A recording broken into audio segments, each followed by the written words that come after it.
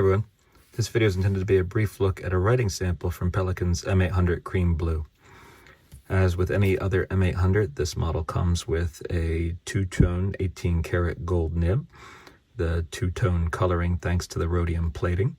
You see the typical scrollwork characteristic of a Suveron, as well as the single chick logo.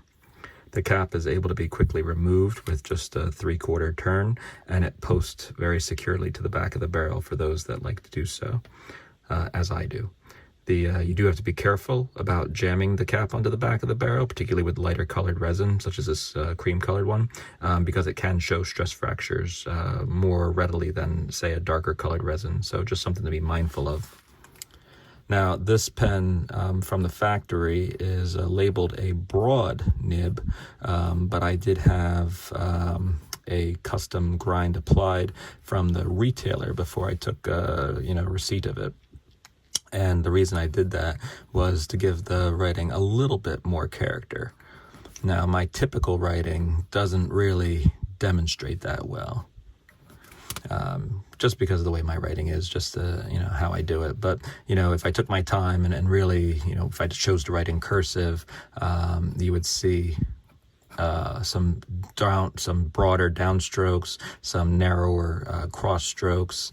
In this case, the retailer who does this for me is Prinz Schimpf out of Germany. And I really like, kind of the product they put out. It's not something I often get when I buy a pen, but it's certainly something I wanted to dabble with this one, just to kind of elevate it a little bit.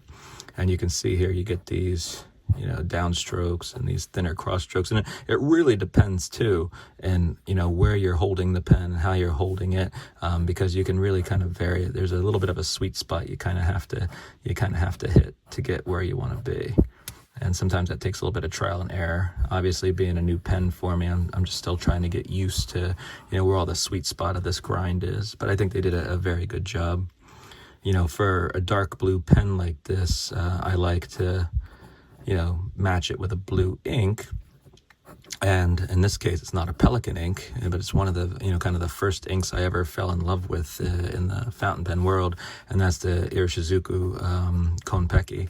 I just think that color is just so amazing, and definitely remains my favorite blue across all the inks out there.